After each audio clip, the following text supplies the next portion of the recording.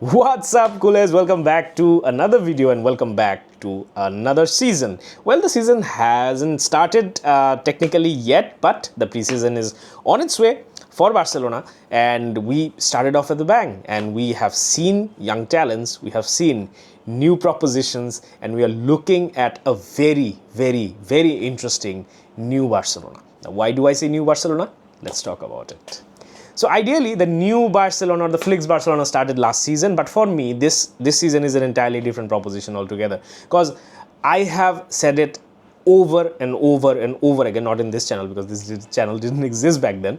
I said it over and over again that last season was not about trophies. Last season was not about silverware, not about success, not about achieving stuff. Yes, only but one thing. The only thing that we needed to achieve last season was a proper foundation, a structure, and finally something that we can fall back on, which is basically a system. So what Flick created is basically created that platform, created that station where we can go back to, what we can refer to, and also basically for the next season and for the next upcoming seasons, let's say up to 5 to 10 years from now, we know in which direction we should be moving forward.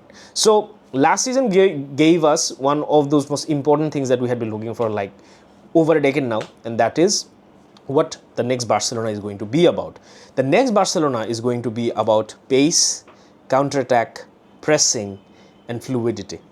And in order to achieve that in a run of season where we have to play like 50-60 odd games, you need squad depth. And this is where the new Barcelona that I'm talking about in this season, in the upcoming season, is coming. We are looking at an entirely different proposition than last season when it comes to having the backups. If I go, let's say, sector by sector, we finally have a goalkeeper.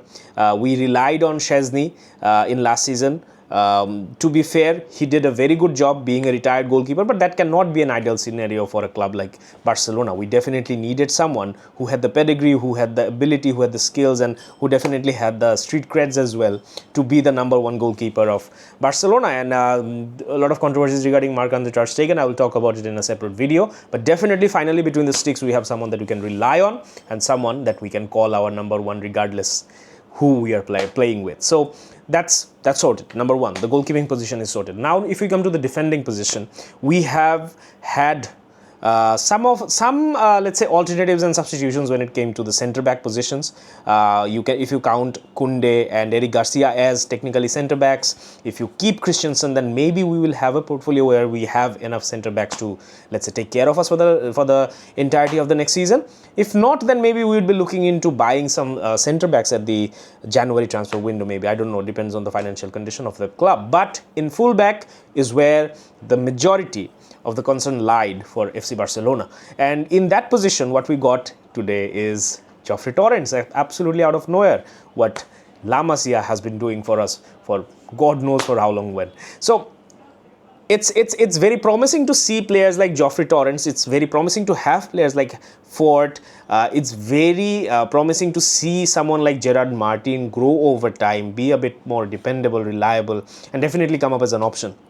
So this makes life really easy for Koundé and Balde, who are obviously our first choice fullbacks. Now if we come to the midfield, I don't think we have to even talk about it, because we have one of the best midfields in Europe right now, and we definitely have with Bernal coming back and all the options that we have in Casado, in Frankie de Jong, Pedri, Gavi, Dani Olmo, and if Rafinha drops and plays in the midfield as a number 10, then I think there is absolutely no reason to, let's say, look into any midfielders outside of what we have in our squad. And finally, the biggest problem that we had last season, that we had to, so in many cases, rely a bit more than what we would have liked on Rafinha and Lamine Yamal. Lewandowski eventually popped up with the goals, but come on, these two names eventually were the pillars of the success, and also Pedri for us in the last season. So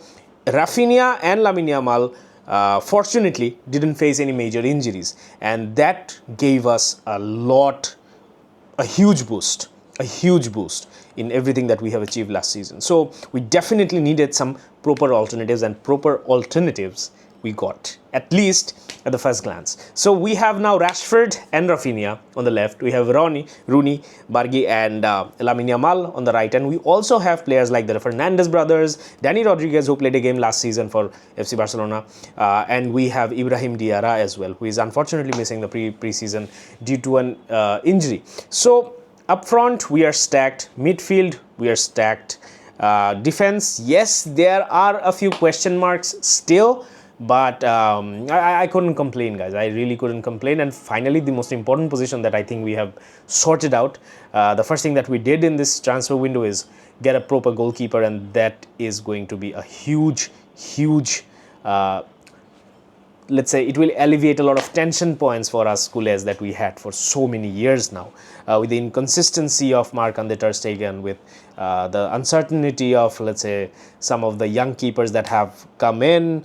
Inaki Peña did a good job, but you can't really, let's say, rely on the hands of Inaki Peña in a, let's say, Champions League final match. So all in all, I would say that this definitely was not one of those matches where you can draw conclusions, and it's eventually a friendly game. It's in Japan, not the strongest of teams, obviously, with all due respect. So nothing much to take out from this game, but definitely, just like in training, the results don't matter, the goal doesn't matter, the pass and the assist doesn't matter.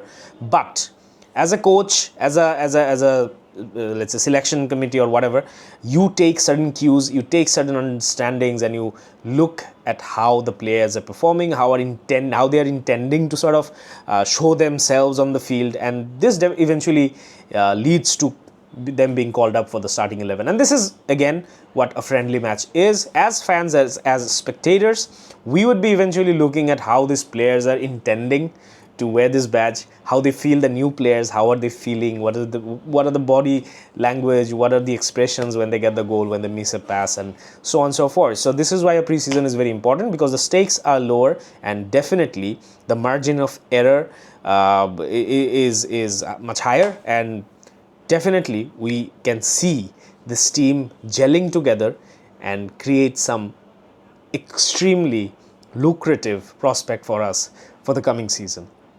And I'll be waiting for it. The 2 more friendly matches are coming up. Definitely, I'll be here and talking about the matches with all of you.